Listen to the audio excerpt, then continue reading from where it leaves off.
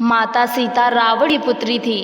रामायण को हिंदू धर्म का सबसे पवित्र ग्रंथ माना जाता है। इसके सभी पात्रों का अलग महत्व है। प्रभु श्री राम को हम भगवान के रूप में पूजते हैं और माता सीता को भी उनके साथ हमेशा पूजा जाता है। माता सीता प्रभु श्री राम की अर्धांगिनी थी और महाराज जनक की पुत्री थी, जिन्हें लक्ष्मी जी का अवतार भी माना जाता है। और ऐसा कहा जाता है कि जब विष्णु जी के अवतार के रूप में भगवान श्री राम ने धरती पर अवतार लिया, तब माता सीता ने लक्ष्मी के अवतार के रूप में जन्म लिया। उनकी महिमा ऐसी है कि आज भी प्रभु श्री राम से पहले देवी सीता का नाम लिया जाता है। यदि हम माता सीता के जन्म की बात करें तो आज भी उनके जन्म को लेकर कई कथाएं प्रचलित हैं। सीता जी का जन्म एक रहस्य ही है। आइए जानते हैं कि असल में माता सीता किसकी पुत्री हैं, राजा जनक की है या किसी और की। देववती कैसे बनी रावण के विनाश का कारण। एक कथा के अनुसार मिथिला नरेश जनक ने धरती से प्राप्त सीता को अपनी पुत्री मानकर पालन पोषण किया और स्वयंवर के जरिए वह श्री राम की अर्धांगिनी बनी। वहीं अद्भुत रामायण में सीता को रावण और मंदोदरी की बेटी बताया गया है। रावण के अपने विनाश के बीज भी तार्किक रूप से इन्हीं कथाओं में गूंथे गए हैं। अद्भुत रामायण की इस घटना से पहले जो कथा जुड़ती है वह है देववती की। दरअसल ब्रह्मवैवर्त पुराण में यह कथा आती है, जहां से रावण के अंत की कथा जुड़ती है। कहते हैं रावण के अंत के पीछे सबसे बड़ी वजह बनी भगवान विष्णु की उपासक देववती। माँ सीता इन्हीं देववती का पुनर्जन्म थी। देववती के बारे में कहा जाता है कि वह बेहद सुंदर, सुशील और धार्मिक कन्या थी। वह भगवान विष्णु की उपासक होने के साथ उनसे ही विवाह करना चाहती थी। ब्रह्मवैवर्त पुराण के अनुसार देववती अपनी इच्छा पूर्ति के लिए सांसारिक जीवन छोड़कर जंगल में कुटिया बनाकर तपस्या में लीन थी। इसी दौरान एक दिन जब रावण हिमालय का भ्रमण करते हुए एक ऋषि कन्या देववती को देखा तो मोहित हो गया। वह कन्या के निकट गया और अभी तक उसके अविवाहित रहने का कारण पूछा। तब देववती ने बताया कि उसके पिता उसका विवाह विष्णु से करना चाहते थे, परंतु एक राक्षस के मुझ पर मोहित होने के कारण उसने मेरे पिता का वध कर दिया। पति के वियोग में माता का भी देहावसान हो गया। पिता की मृत्यु का बदला लेने के लिए ही उन्होंने तपस्या का मार्ग अपनाया। रावण ने शुरू में देववती को बहकाने की कोशिश की, परंतु उसके नहीं मानने पर उसने देववती के केश पकड़ लिए। तब कहा जाता है कि देववती ने रावण के द्वारा पकड़े गए बालों को काट दिया और दौड़ते हुए अग्निकुंड में कूदकर अपनी जान दे दी।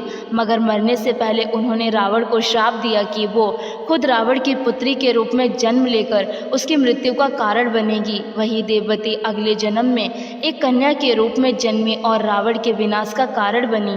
रामायण के एक प्रसंग के अनुसार ही दंडकारण्य में गृत्समद नाम का एक ब्राह्मण था, जो माँ लक्ष्मी को पुत्री के रूप में पाने की कामना से प्रतिदिन एक कलश में कुश के अग्रभाग से मंत्रोच्चारण के साथ दूध की बूंदें समर्पित करता था।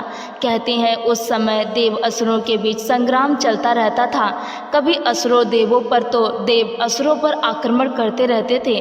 उसी बीच किसी दिन रावण उस ब्राह्मण की कुटिया पर पहुंच गया। उस समय गृत्समद वहां उपस्थित नहीं थे। इसका फायदा उठाकर रावण ने आश्रम के अन्य ब्राह्मणों और ऋषियों को मारकर उनके रक्त को उसी कलश में भर लिया। कहते हैं कि रावण उस रक्त कलश को अपने साथ लेकर लंका चला गया, जहां उसने अपनी पत्नी मंदोदरी को उस कलश को संभाल कर रखने को कहा। वहीं मंदोदरी को उस कलश में क्या है इसके बारे में बताते हुए उसने कहा कि यह बहुत ही तीक्ष्ण विष से भरा है। जब कुछ दिनों के बाद रावण विहार के उद्देश्य से सह्याद्री पर्वत पर चला गया, जो मंदोदरी को पसंद नहीं थी। कहते हैं अपनी उपेक्षा से खिन्न मंदोदरी ने मृत्यु को वरण करने के उद्देश्य से कलश में रखा पदार्थ पी लिया।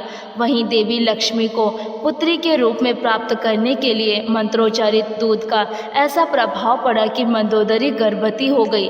तत्पश्चात मंदोदरी ने सोचा कि जब मेरे पति मेरे पास नहीं है, ऐसे में जब उन्हें इस बात का पता चलेगा तो वह क्या सोचेंगे। यही सब सोचते हुए मंदोदरी तीर्थ यात्रा के बहाने कुरुक्षेत्र चली गई। कहा जाता है कि वहीं पर उसने गर्भ को निकालकर भ्रूण को एक घड़े में रखकर भूमि में दफन कर दिया और सरस्वती नदी में स्नान कर वह वापस लंका लौट गई।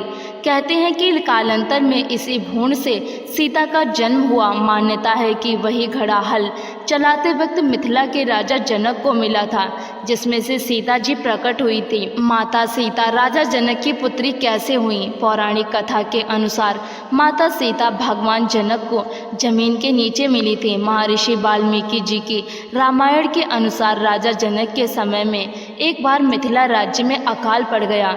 ऋषियों ने राजा जनक से यज्ञ का आयोजन करने के लिए कहा, जिससे वर्षा हो और उनका कष्ट दूर हो। यज्ञ की समाप्ति के अवसर पर राजा जनक अपने हाथों से हल लेकर खेत जोत रहे थे। तभी उनके हल का नुकीला भाग, जिसे सीत कहते हैं, किसी कठोर चीज से टकराया और हल वहीं अटक गया। जब उस स्थान पर खुदाई हुई तब एक कलश मिला, जिसमें एक सुंदर कन्या थी। राजा जनक ने उस कन्या को कलश से बाहर निकाला और उसे अपनी पुत्री के रूप में स्वीकार किया। जनक की पत्नी उस समय निसंतान थी, इसलिए बेटी को पाकर वो अत्यंत प्रसन्न हुई, जो कि हल के उस हिस्से से टकराकर माता सीता मिली थी, जिसे सीत कहा जाता है। इसीलिए ही उनका नाम सीता रखा गया। वही जनक पुत्री के रूप में उन्हें जानकी कहा गया। अगर आप लोगों को जानकारी अच्छी लगी है तो वीडियो को लाइक ज़रूर करें और इसे शेयर भी करें। और इसी तरह की वीडियोस और कहानियाँ देखने के लिए हमारे चैनल हिंदी कहानियों का बॉक्स को सब्सक्राइब जरूर करें। वीडियो देखने के लिए आपका बहुत बहुत शुक्रिया।